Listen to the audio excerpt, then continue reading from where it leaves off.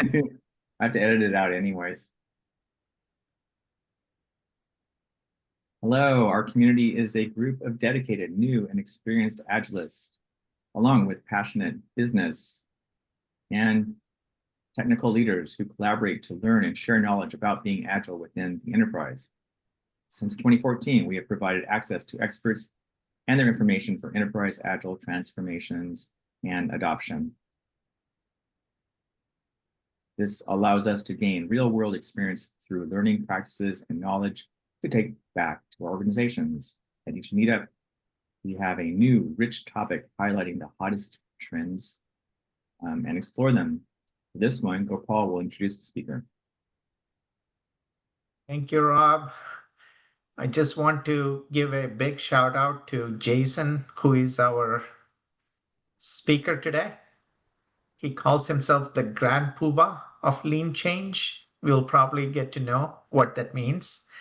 But what I can tell you is that he has written the book on change management, which is very popular. He's going to have a second edition of the book.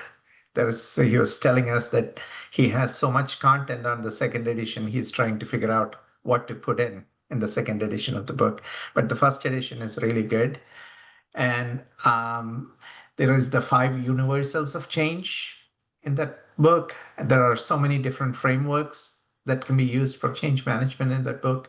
He's also an author, he's a speaker, he is a change management guru, works with different companies.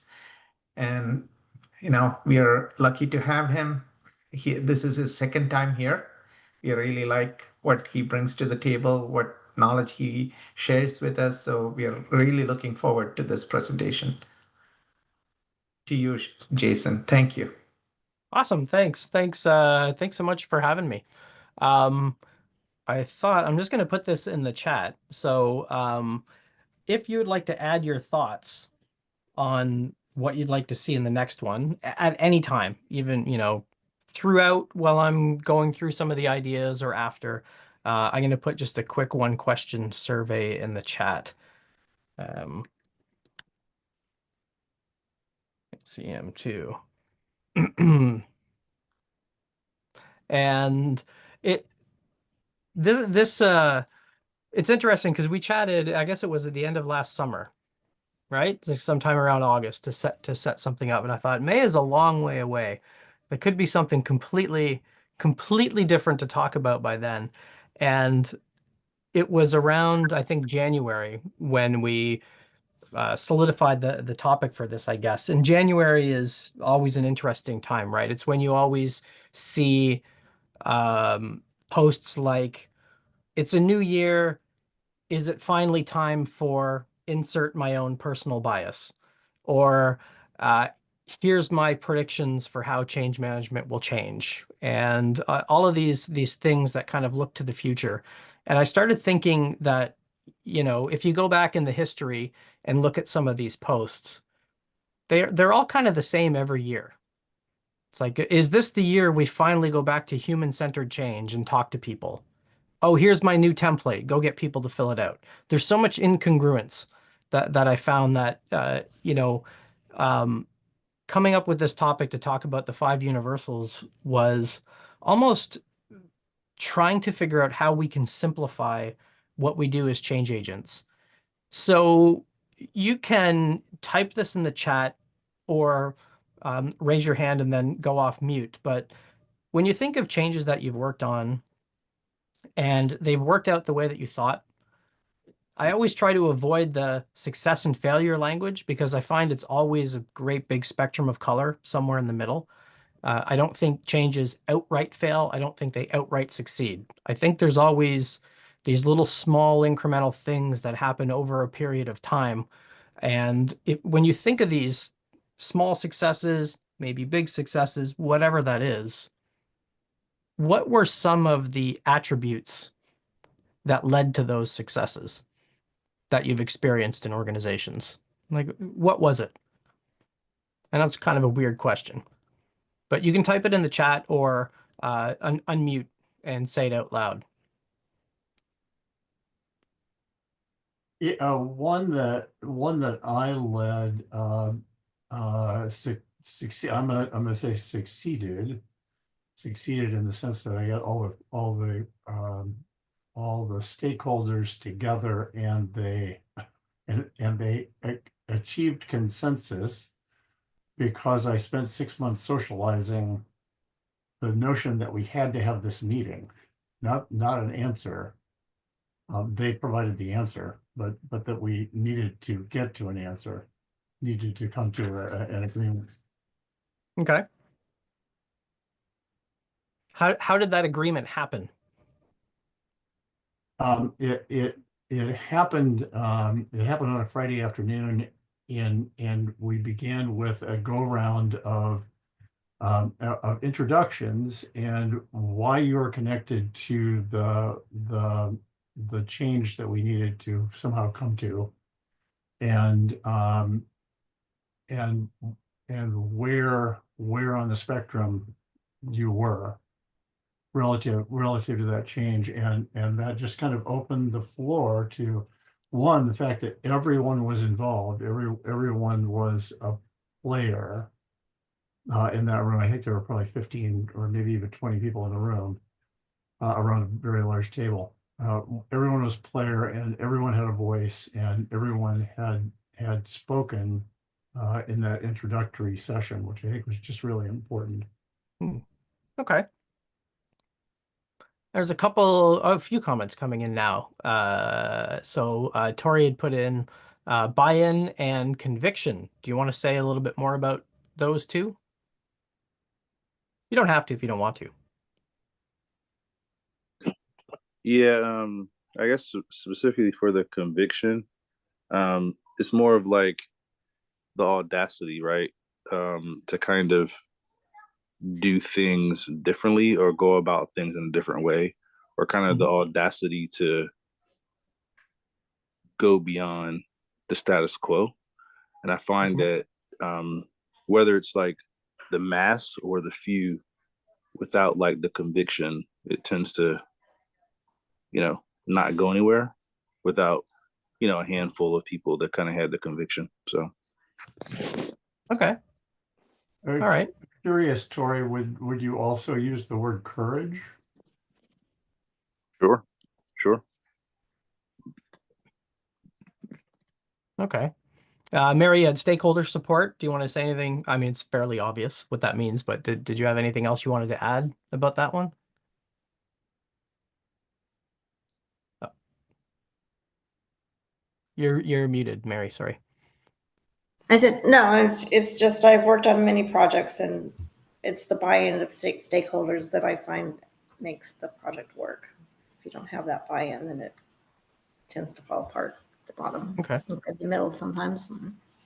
All right. And there's a couple of other comments. Ramesh put people showing interest in the change, requiring small increments and constant reminder about what we're trying to get to, fully committed to the vision. Okay. So there's some interesting themes in all of these. It's the human interaction, but we love gimmicks. So when, talking about these things that were happening in the new year is here's this new thing, here's this new shiny object, here's this new acronym. We talk about how change moves fast. I don't think it actually does. I think we do. But I don't think change moves fast. I mean, priorities probably change more often than they used to because that's the nature of the world today, but time is time. And I think sometimes as change agents, we just get bored more easily. I think there's a certain temperament that is attracted to doing change work because it's like trying to solve a Rubik's Cube that's made out of LEDs and the lights keep changing. So as you're solving it, the lights keep changing. And I think, I know at least this is in my case, you get addicted to I have a need to solve problems. There has to be a problem for me to try and solve. And I think when we get kind of into that mode, we're always looking for the next big thing or the next magic thing, even though we say there's no such thing as the next magic thing. And leading into the topic, The five universals was something that was created over a long period of time. So basically up until 2014-ish, until we weren't allowed to go outside anymore, I spent most of my time traveling and working with all sorts of companies. So over 12 countries, startups, medium-sized companies, enterprises, healthcare, telecom, finance, entertainment industry, pretty much everything across the board. And what I really wanted to try to figure out was there something special about companies or change teams or change agents? Was there something they were doing that was helping them be more successful with change than others? And that's kind of an icky thing to hear if you need. We want evidence, right? We desperately want change to be a repeatable, step-by-step based, backed by science. But it doesn't work that way because humans are the constantly changing variable, much like the Rubik's Cube that's made of LEDs, right? You go into a stakeholder meeting on a Monday morning, and if two of the four people are in a bad mood, it ain't going to go well, right? There's just these human variables. And sometimes we forget that. We forget, and we want the framework to do it for us. So the thing I always like to talk about is, has anybody ever had a new neighbor or a new coworker before? So, somebody moves in next door, what do you do? Well, you go and greet them, introduce. Yeah, walk over and say, hey, right? Do you have to Google what's the 5-step best practice framework to ensure successful ROI with new neighbor? No. No, but when it comes to change, that's what we do. What's the best 5-step practice that will ensure successful change? Like, what's the thing that's going to give me certainty in a domain where I know certainty cannot exist? And in today's world, I think it's even more magnified with how globally interconnected everything is. So there's certain things about us, about being human, that we instinctively know, and we kind of forget when we go back into our organizations. And that was one reason why these 5 patterns were called universals instead of principles. Because, the shiny objects and the new methods and the new frameworks, they may publish principles, but those things can't have principles. A framework written on a piece of paper can't have principles. Those principles are either a reflection of the creator's personality or intentionally put in place to sell stuff. What happens if the principles of Scrum don't align with your personal principles? Are you not allowed to use it? So I wanted to avoid that principles word and just use universals because it's stuff we all get, right? All of the things you wrote in the chat and some of the conversations we had about what helped make a change successful were all humanistic, human interaction things based on relationships. And if we weren't able to create and cultivate those relationships, would the changes have worked out? Maybe, maybe not. So I got started in, I guess, Agile consulting, as it was called at the time, in the early 2000s. Started my career as a developer. And I remember working on my first large transformation with one of the telecoms here in Canada. And I came to this realization that all this Agile stuff really didn't have anything to do with Agile, and it had everything to do with change, right? I think we've all been there where you're working on a big change project and it just feels like you're trying to push water uphill with a stick. And it doesn't matter what you do, it just doesn't seem like anything is happening, right? For me, that was a really big lesson for buy-in, because I hear that a lot. How do we get stakeholders to buy in? And I remember thinking the same thing back then. And now my perspective is totally different. It's, if they're not bought in, what the hell am I doing here?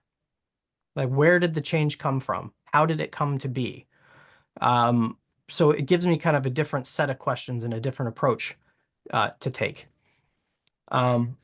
So most of the information collected, actually AI would have really helped through those 6 or 7 years of traveling, because I had literally a giant stack of hundreds of sticky notes trying to unpack where were organizations getting stuck and what was getting them unstuck. So So I went through all of these, and these 5 patterns were born, and I wanted to find out what was it that change agents really wanted.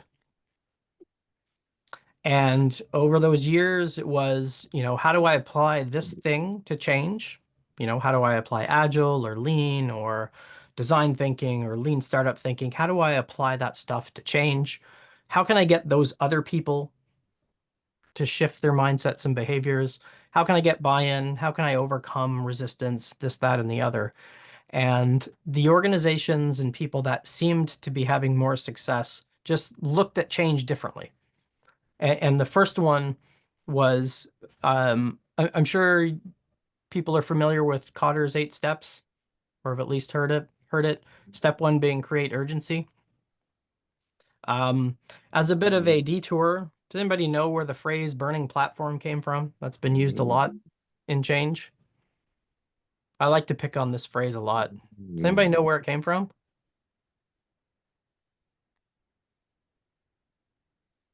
It was from an oil rig that was on fire in the ocean. That was a platform that was literally on fire. So it was jump and survive or stay here and die. And I've always thought by far that's the dumbest thing that's ever come out of the change management world. Urgency is in the eye of the beholder. And what's urgent for the board is different than what's urgent for the C-levels, and that's different. The urgency is different for the managers, and it's different for the people on the teams. So organizations that seemed to be doing better focused more on purpose and less on urgency. Urgency kind of puts you into push mode and puts you in it. Just the word creates stress and tension, right? We have to create urgency for the teams to follow the new Agile framework. How do we do that? Coercion. We use performance management. And then we just got locked into this snowball effect of push, push, push, push. And if we can shift our approach towards helping align people towards a common purpose, knowing that we're never going to have everybody aligned in the same way at the same time, we can have better conversations. Cotter actually even talks about false urgency. So there's a danger of, the sky is falling messaging when it comes to change. But if we can somehow align people around purpose, this healthcare company I worked with, they were a startup. I think at the time they were 150 people. They expected to double in the next 6 months. I've worked for a few startups that had explosive growth like that, and it's awesome on one hand and extremely painful on the other, because everything goes off the rails very fast. If you don't sort of put some type of process in place, it can just be a complete mess. And if you want to see a good example of that, if you're a developer, look at OpenAI's APIs and all the different models of GPT that's coming out. I think I said like a year ago, they're going to be technically bankrupt in 2 years if they continually just do whatever to get new product out the door. And these guys were kind of in that same high growth. We want to get a handle on things. We want to put some processes in place. We want to have some good structures in place, but we don't want to lose the good things about being a startup. So I had done a Lego Serious Play session with them to explore exactly that. And what came out of it was basically that model there that you can see was they came to the conclusion that they knew how to reinvent themselves when they needed to. So we started talking about what they actually do as a company, and they're a healthcare solutions provider. So they talked a lot about when you're building software, just imagine that there is a caregiver in the nursing home that's taking care of your grandma. That's the kind of care we should take when we're putting software out. Just a totally different view, right? It wasn't about pushing ones and zeros out. It was our software makes a difference in the world. So they had something to latch onto. They had a higher sense of purpose. And the good part after that meeting is they were all, I won't say all, I would say the majority of them were aligned on that purpose. And the bad thing was, because they realized that, they didn't need to hire me. Right. So I only did like a day's worth of work, and they're like, oh, we don't actually need this. I was like, ah, crap. I guess I'll have to go find some other work. But that sense of purpose is what they found was driving them. So the model that they built, I'll zoom in a little bit. The structure was the existing structures of the company. That would be the processes, that would be their flat hierarchy. They had, C-level, one group of managers, and then all the teams underneath, which is pretty crazy for 150 people during that time period. And all the bits underneath was all the things they've changed over the years. So they had something else to rally around. Because initially it was, we need an agile coach to help us help our teams deliver faster. Has anybody worked with a company that seemed to follow a higher sense of purpose in the work that they do? Yes, Apple. I work for Cisco, same thing. Okay. Same thing at Abbott Labs. Okay. Schwab, very much so. Mm-hmm. Yeah. Genentech. Mm-hmm. So there's, and the funny thing is, it's never going to be 100% of the people, because you're always going to have people that come in at 9 and leave at 5. For them, it's just a transaction, right? I give you my time, you give me some loot. So it's not going to be everybody, but you really want the right people, right? You don't need to have everybody on board for a change. You need the right influencers. And the right influencers are typically the people that have been there for a long period of time.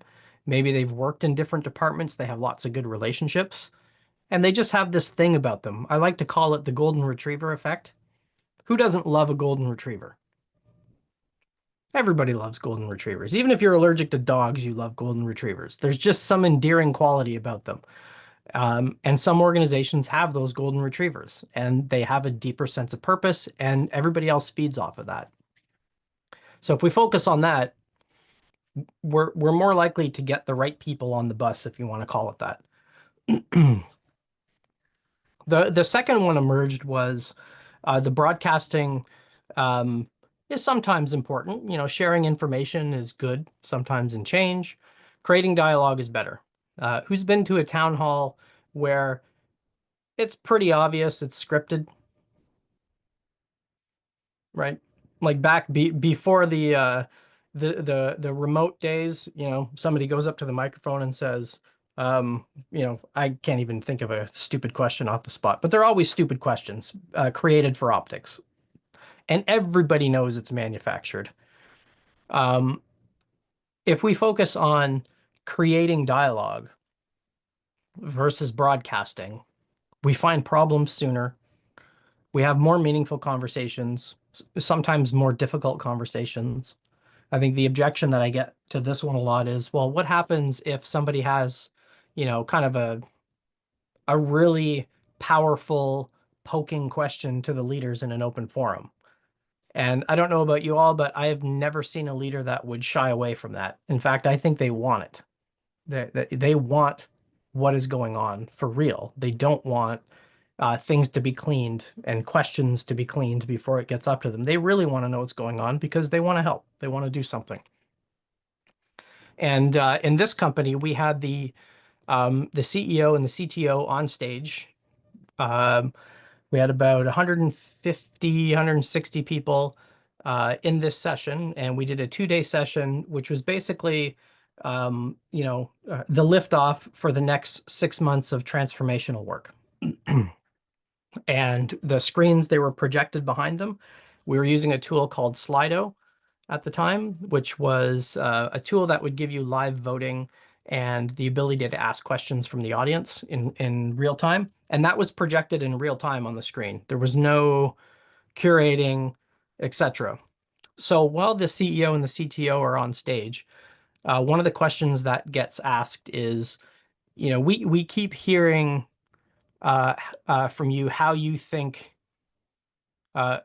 things should change around here. What are you prepared to change? Nobody's going to ask that in a town hall. And of course, the votes just like that went straight up to the top, which was great.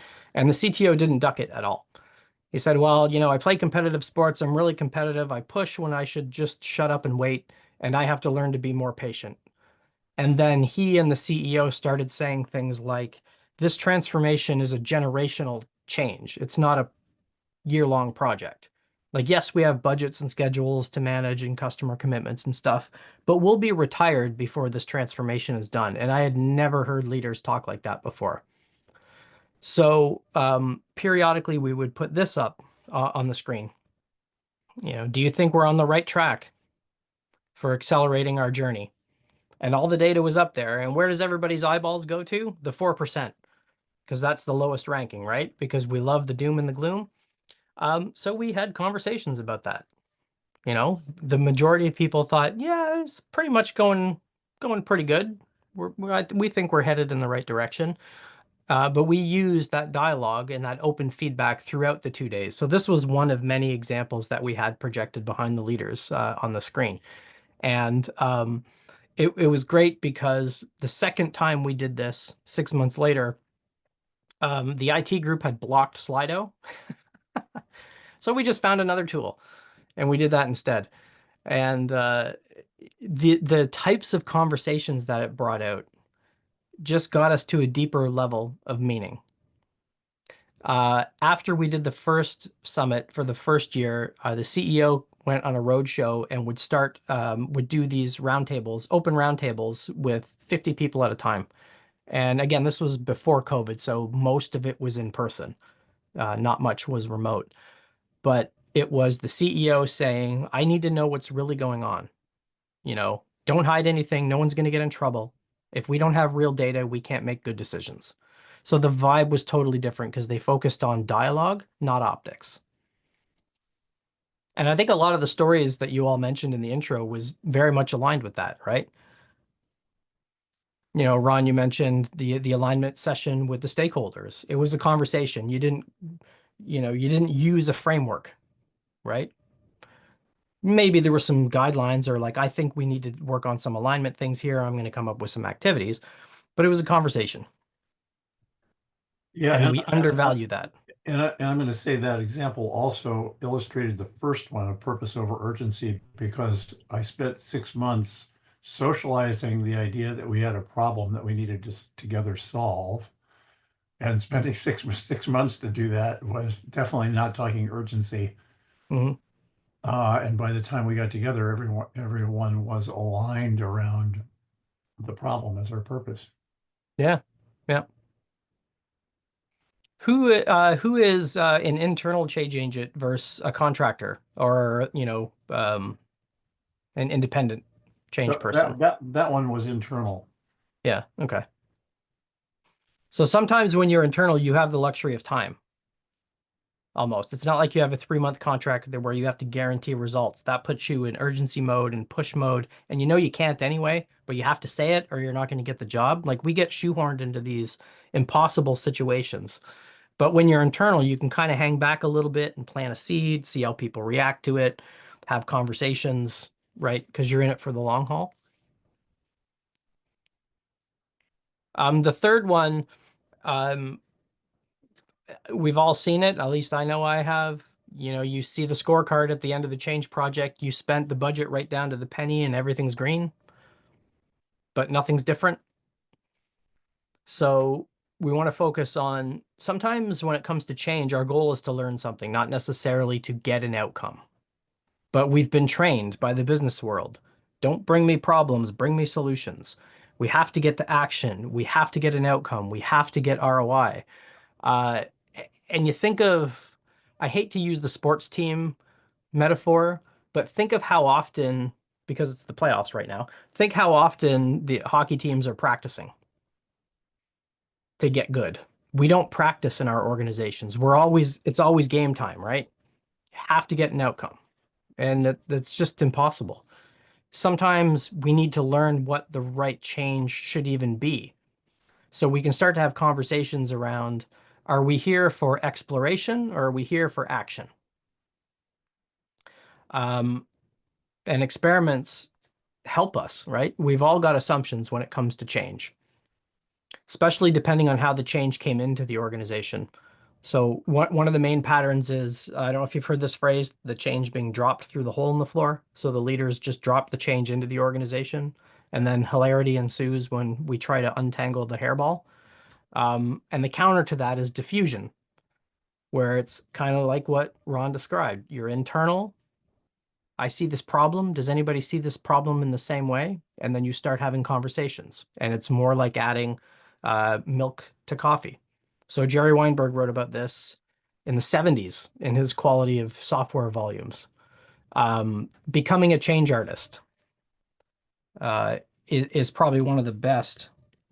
I'll put that in the chat. A change artist is probably one of the best change books out there because it describes those patterns. And that's what experimentation is all about. A story for this, given how blurry the picture is, this was the iPhone 3 days, but this company was in a bad spot. They were, 99% of the things their 16 teams were working on was failure demand. So they were always fixing stuff constantly. And I won't use the language the CEO used, but he was wondering where, his $100 million of R&D was going. He used a little more colorful language than that. The CEO and the CTO were brothers. So when we were having conversations with them, we were just like, we know exactly where it's going. Come look at this wall. And that was rough because they were brothers. So what do you think happens? The CEO looks over at the CTO. Why isn't your house in order? What the colorful language are you doing over there? And it was just cruft. I think we've all seen it. I'm assuming everybody works more or less in a software context. Cruft just gets built up. Is anybody still a developer or still writes code? Like as you're as you're building stuff, just cruft gets built up. Shit happens, You take shortcuts, and sometimes you don't fix those shortcuts. These guys had done that for 10 years to the point where they had no automated testing, no unit testing. They kept breaking the build. So when a team would check in their code, the build would break. They had no early warning system because the tooling wasn't as sophisticated as it is now. And then people would just keep checking in. And then the build team would eventually find out, and it would be impossible to sort out the mess. It might take them a week to sort things out. So our experiment was this siren that we used an X10 radio transmitter on the build server. And it wasn't audible. It was just a visual signal. So it just the light went off and it was, the police siren, but without the noise. And the build team actually sat right to the left open area in front of this big visible wall in that thing. So they would just lock out the ability to check in. They would go immediately find out what happened. They'd go back to the team that checked in. But the cool thing was they used it as a training and learning activity. It wasn't a way to punish. So they're like, oh, when you made this change to that, this is what happened next time, blah, blah, blah. They still use this today. This is almost, 15 years later. It's obviously way more sophisticated than it is now and automated. But they still have that same mantra, right? They have early warning signals and they use it as a learning tool. Because now that they're 10 times the size as they were when I worked with them, managing that large of a code base and all the different applications they work on is much more complicated. But that experiment is what started this whole thing. So then we started looking at code quality. Top right corner here. That's the number of unit tests that had been written over time. We just printed it out every week and we pasted it on a wall. Now, obviously, today you'd have to do something different because we're all virtual. But the principles, the universal part is the same. We've got some kind of early warning system that allows us to make better decisions faster and sooner. This one's always my favorite one because there's so much stuff on LinkedIn and everywhere about resistance to change, and change failed because people resisted it. I'll throw this out to you all first. So unmute or put it in the chat. What's your view on resistance to change?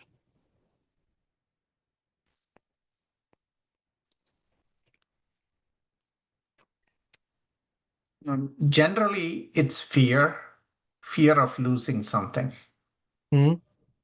that shows up as, hey, this is not going to work. Yep. Any others? Yeah, I would go with the fear as well because it's a lot of people they fear that their jobs are going to change what they've been doing, and the titles they have no clear idea as to what's going to happen to them because that's where they can't really see the future Right. and they're afraid. Yeah. So it's surface responses that we see, because there could be a whole bunch of things going on. Could be fear, could be we've tried this change before, it didn't work. Could be why didn't anybody ask me first?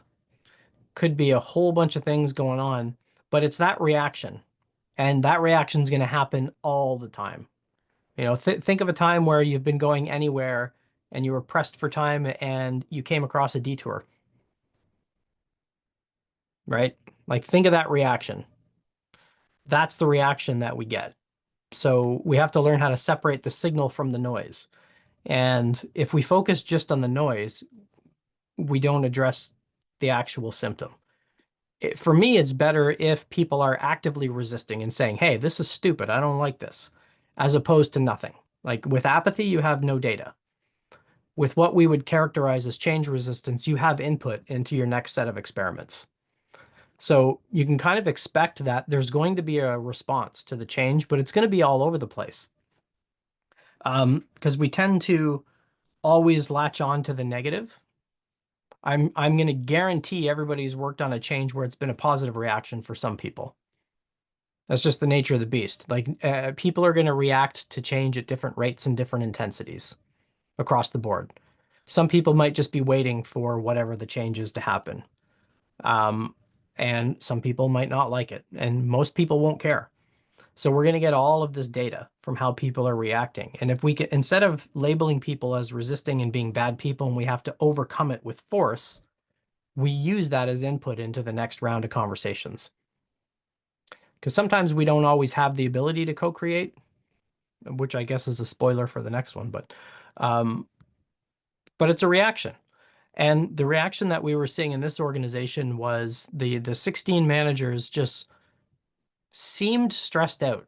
This was 6 or 7 months into a transformation, 4,000 person group in this organization.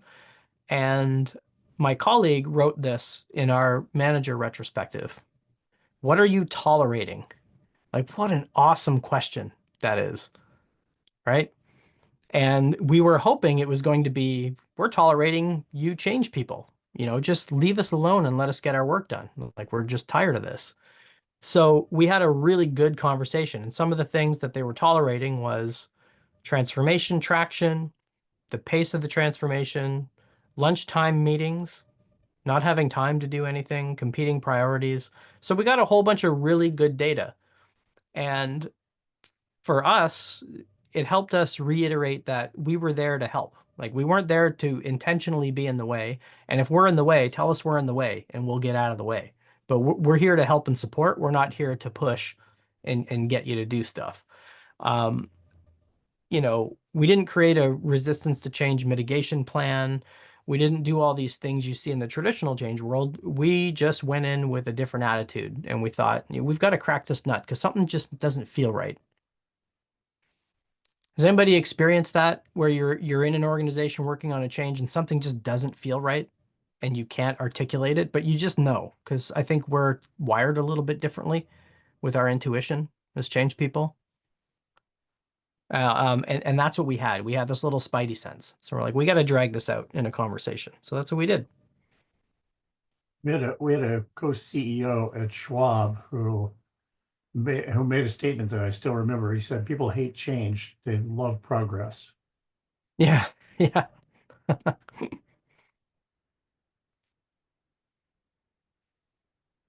And just to piggyback on that, people hate change. And then the traditional change world says they'll like it if you tell them the why. I'm like, no, they won't. If I tell you why you should be using an Android device instead of an iPhone and you're an iPhone user, you'll whack me in the head with your iPhone, right? You can't tell people why something is important to them. They have to feel it.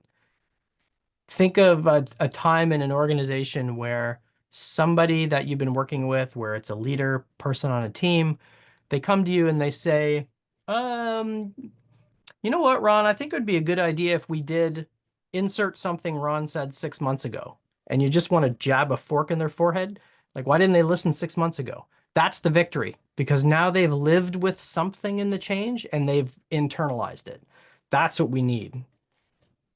Well, don't really jam a fork in their forehead, but you know what I mean. Sometimes it's frustrating. If you would have just listened to me 6 months ago, right? So the next one, obviously, I'm heavily biased towards co-creation. One of my favorite quotes from a friend of mine, Jill Forbes, is, "The people who write the plan don't fight the plan." And it's true. You know, invite people to the party, ask them to dance, and let them opt out. Because we've been kind of falsely trained that we have to get everybody to buy in at the same time in the same way, which isn't true. I think it's just statistically impossible for that to happen. We just need a handful of key influencers who feel a deeper sense of purpose to co-create that change. And if we build the change with them, there's no buy-in to get. There's nothing to sell. Even if we've been plunked into a change project kind of midstream, we can still use some co-creative activities and start to shift things from change being dropped through the hole in the floor and selling it to people to co-creating it, right? We can flip our change meetings to lean coffees instead of being agenda driven. We can do open spaces. We can do asynchronous open spaces. I don't know if this tool still exists. I think it was called Welo, W-E-L-O. There was this, if you remember, like as soon as COVID hit, all of these vendors started coming up with virtual offices. So it was like a 3D model of an office and you could kind of jump into meeting rooms and meet people.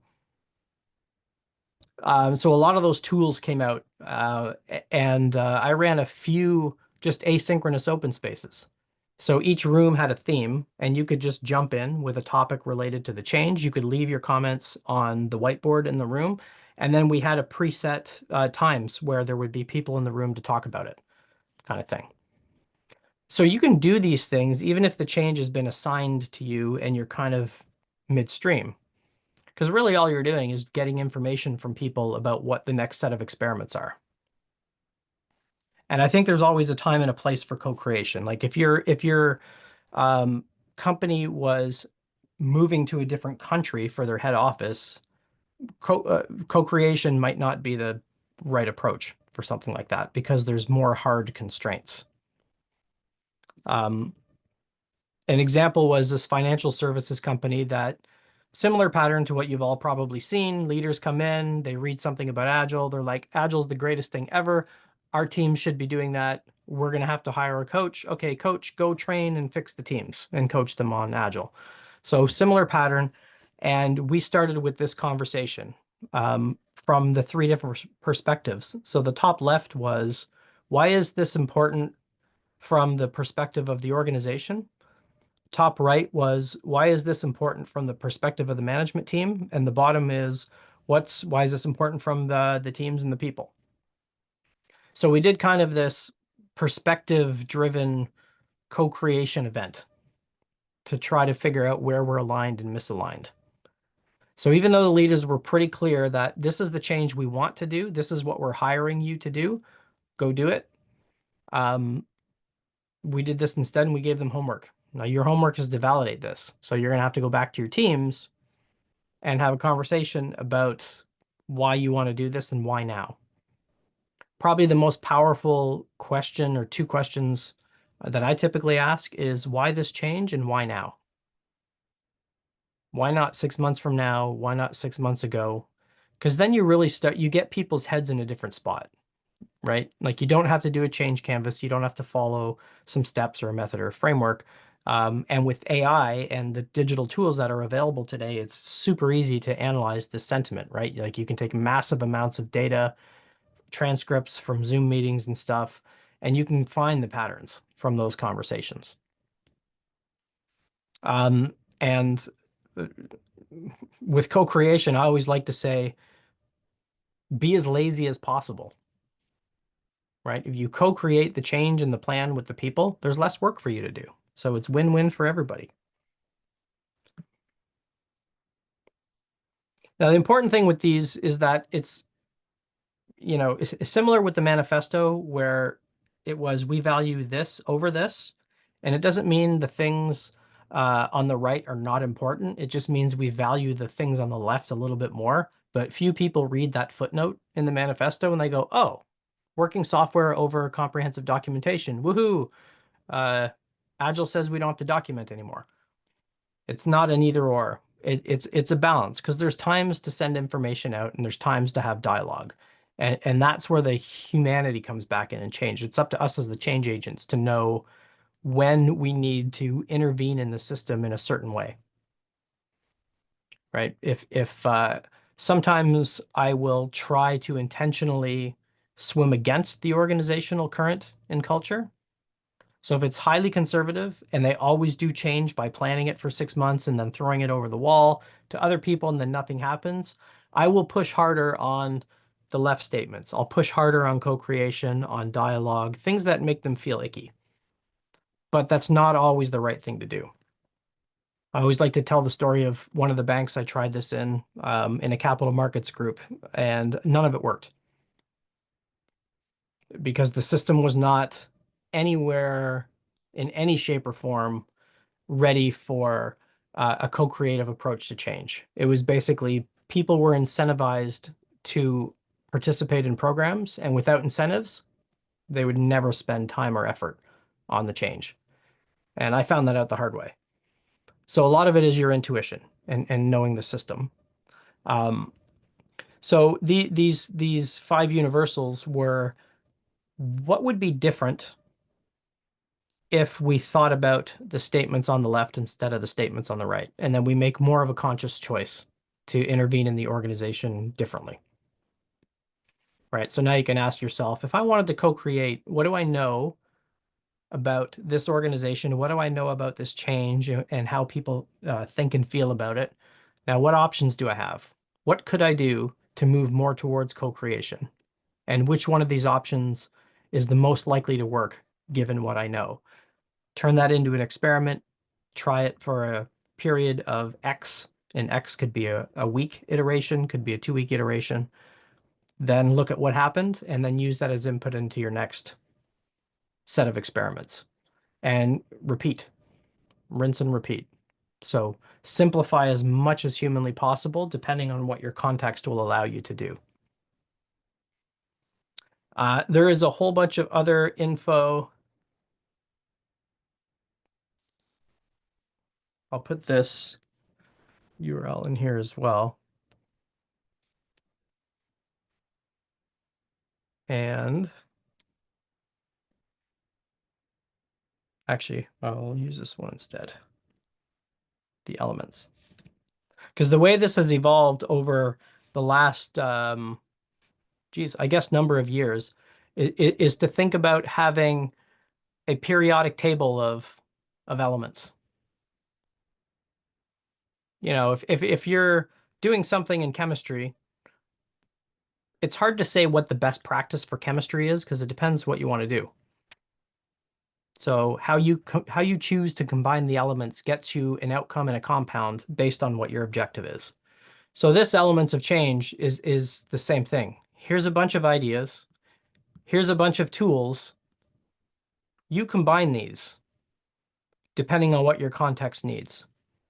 So, you know, okay, I could do a storytelling canvas. How would this be different from a traditional approach? And I'm being very fuzzy in the language on purpose. What could I do? Because context is a thing, right? I can't tell you you should always do a change canvas when you start a change, because that might not make sense for your context. So this periodic table and elements of change is for you to bring your brain and your context to these ideas and think, this is probably the thing, right? We're focused on optimization and optimizing our processes, but we're not focused on evolving as an organization. I think that's what the biggest thing is. Okay, cool. I want to learn more about that. Then I'm going to get some more information. Then I'm going to see how this can help me. So it's almost like a choose your own adventure approach to change, where you bring the context and then you look at these ideas and it kind of leads you through, all right, if this is what you're thinking, here's a couple of things you might want to try.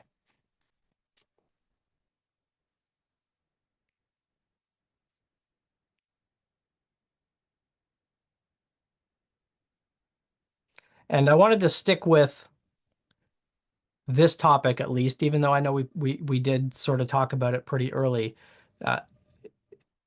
Change should always kind of feel like it's off the rails a little bit. None of us can predict the future. And instead of thinking like embracing uncertainty, which I've never really been a fan of that phrase either, because it kind of sounds like just go jump off the cliff, everything's going to be okay. I like to switch it over to let's work on how we can reduce the uncertainty. And how can we do that? More frequent planning, smaller doses, shorter time horizons, only focus on what's in front of us right now. What are the 3 things I need to do this week, given the context I'm in? End of the week, what happened? Beginning of the next week, what are the 3 most important things I need to work on this week, given the current context, which has changed? And get into that repeating pattern. If anyone I'm assuming everybody knows Johanna Rothman. She has a really awesome blog, Creating an Adaptable Life. And all of her posts have undertones of reducing uncertainty. So if we can behave and act in an adaptable way, it spreads with people in the organization. So it's not just embrace uncertainty and jump off the cliff. It's figure out what we can do to maybe sometimes cope with it or reduce it.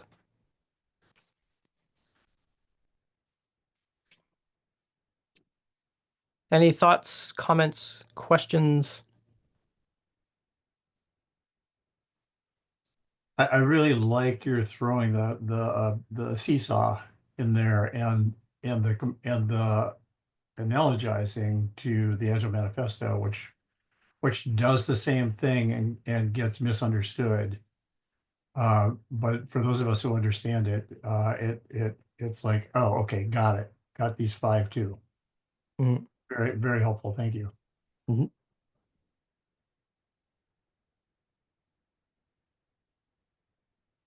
Any others?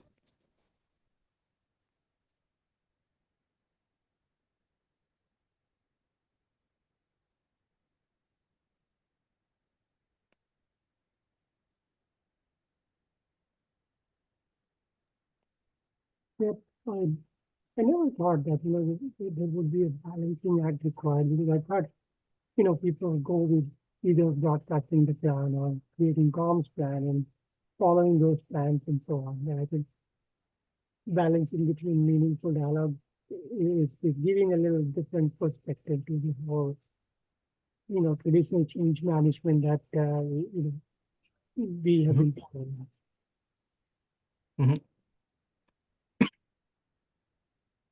Was there a question in there? It was your audio is a little bit muffled, so I got most of it. I don't know if there was a. No, it wasn't a question. It's Okay. just an observation that the balancing act between the broadcasting and comms plan was something that wasn't coming out earlier. Hasn't come out so far. So it's great to see that there is something that we need to consider. Instead of just creating in plans and broadcasting them and all that. Yeah. And some of these are difficult with existing structures too. If you have a highly structured change team where you've got these 2 people only do comms, these people do training, these people do coaching, these people do whatever, you have to fill their time up with stuff. Yeah, yes. So then it shifts the conversation towards what, first of all, would it be valuable to focus on dialogue over broadcasting? If so, what about our current context and culture would we have to shift to make that a reality? So what's the consequence of moving to an unscripted open Q&A town hall from a scripted one? So then you go to the stakeholders and you say, we're going to try this. Be aware you might get a rude question or a hard question. So that's the picture that I showed from the meeting, this one here, where we had it projected on the screen. We talked to the stakeholders beforehand. We said, we're going to do a Lego Serious Play activity. We're going to do this, that, and the other. We're going to project the things right on the screen. Like this was in the Nordics, so you don't get what we would see here in North America, like rude and backhanded compliments and passive aggressive things. You typically get real comments, real concerns that are framed in a respectful way. Plus, the status index difference in the Nordics is pretty low, so you can challenge a CTO with a hard question in front of everybody, and nobody's going to get upset compared to over here. But we did talk to them. We said, we're going to do this because we think what you're trying to accomplish, we can't just make a plan and go and tell people. We have to do something that's more experiential, and this is what we want to do. This is what we think is going to happen, but you never know. Are you okay if something funky happens? And they're like, yeah, absolutely.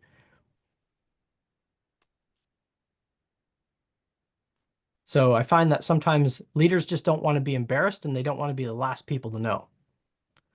So if you are going to shift the way you do change from how the culture expects it, it's good to have a chat with them.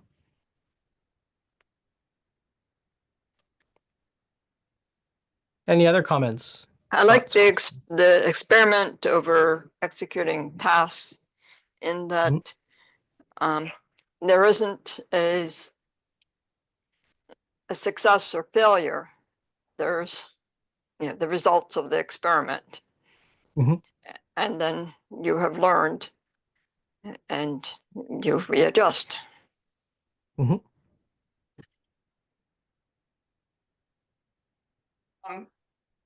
Jason, can you talk a little bit in terms of the people aspects of things, right? So let's talk about stakeholders or, people who are in a position of power who doesn't want to change.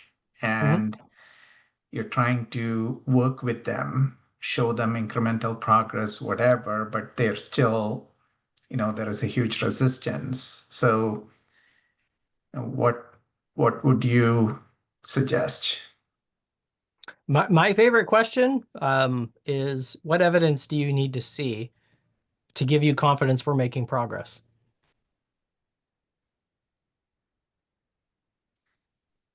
What if they take it back to, I don't even understand why we want this change? Then we go to, and it's a stakeholder, as in a project sponsor of the change, or just somebody who's affected by it? Somebody who is affected, but somebody who has the ears of executive, things like that. Those people who are like, Yep. not the decision makers, but they can throw a wrench in the wheel. Yeah. Bring it out in a lean coffee, bring it out in an open space, bring it out in a one-on-one. I had one of these with a influential developer on a team who was behaving in a quite disruptive way. And by quite disruptive, I mean, when the team agreed to do planning poker, he would throw the cards down in the middle of session and say, this is F&B BS, and walk out. Like that disruptive, to the point where it was affecting the team. So I just brought him aside and just said, like, it just seems like this is the worst thing that could be happening for you right now. What's going on? And opened the door to a conversation, right? I think sometimes we avoid that. It's because it's easier to say there's this influential person that's resisting and being disruptive, and I have to fix them. What's your responsibility in how they behave? So get curious, not furious, which means you Mm. have to be very good at conflict resolution and genuinely curious. Like, I didn't want this guy to be upset. If he didn't want any part of this, then we would figure out how to do something different. So it wasn't a tactic. It was painful to see somebody in a work position being this angry. Because when I see people angry at work, I'm like, something's not right here. This is not okay. People should never be angry at work. And I want to find out what's going on. And that opened the door to a conversation. Yeah. Now, if they're agreeing to do things and they're behaving in an opposite way, then by all means, I believe you have permission to say, seems like we had agreement to do X, Y, and Z. This is what I saw, which seems to undermine what we were trying to do. What's missing for you?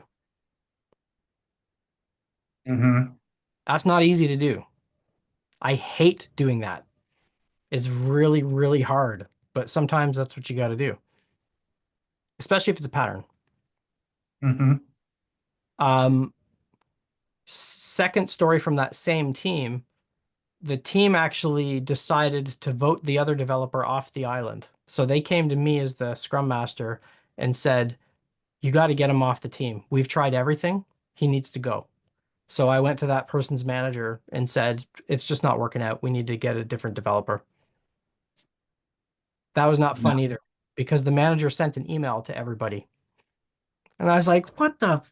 Did you get your manager title out of a friggin' Frosted Flakes box or something? Like, what the hell? And he still sat near us, so he was still disruptive.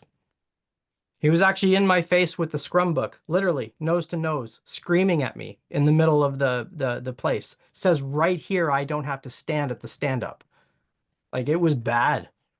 So the team was like, we've tried everything. Just get him off the team and get him out of here. We just can't get any work done. So sometimes you got to rip the Band-Aid off if it's a pattern and it's that bad.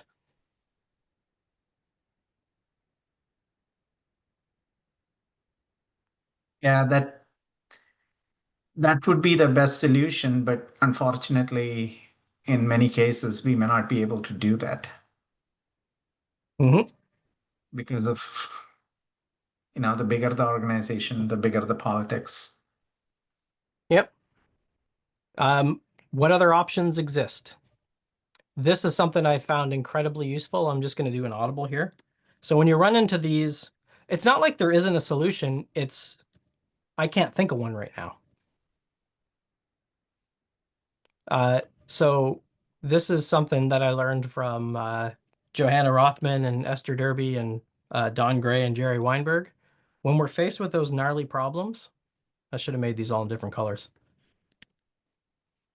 And definitely shouldn't be using black text on. There we go.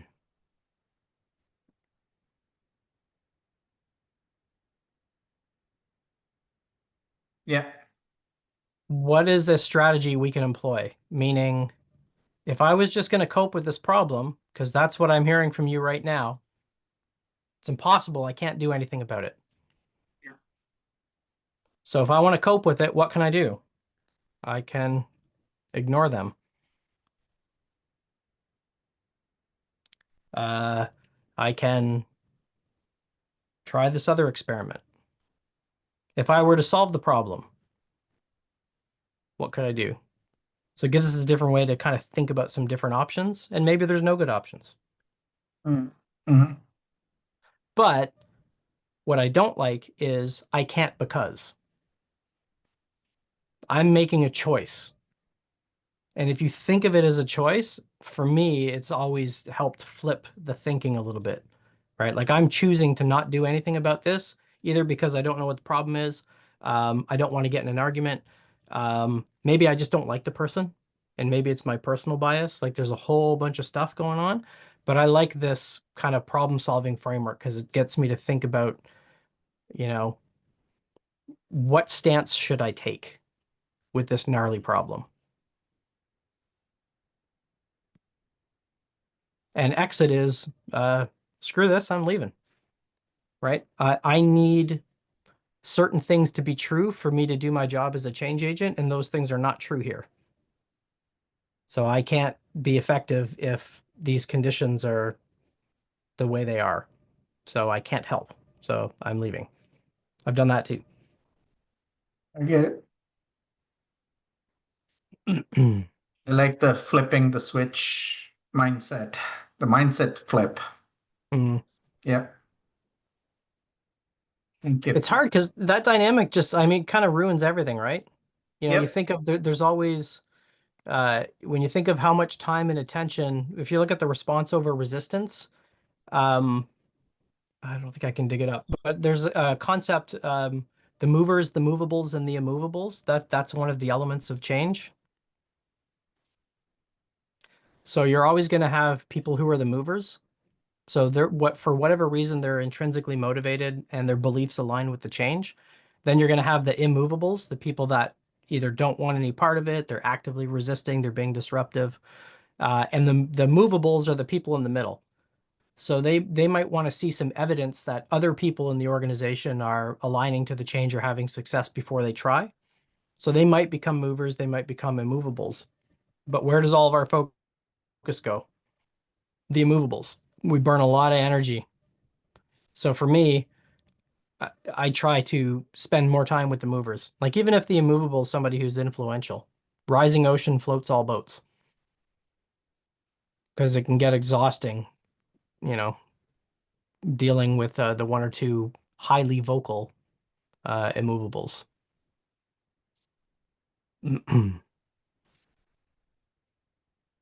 Any other thoughts, comments? This was helpful. Thank you, Jason. You're welcome. Yeah, just as this has been really interesting, Jason. Thank you.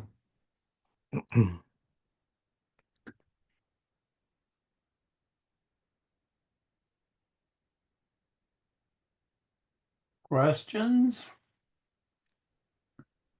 Going once, twice.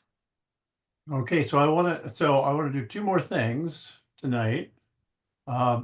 Thank you. Three more things. One, a round of physical applause for Jason. I think that was great. Secondly, our next meeting is July 24th. Alex Stoley is going to talk about the best agile metrics. Metrics never come up in agile. So the best agile metrics. So this should be a really good one, July 24th. And third, do we have anybody who has jobs or is looking for jobs who wants to say something to the rest of us before we complete? And I should shut off the recording before I do that, I think. So let me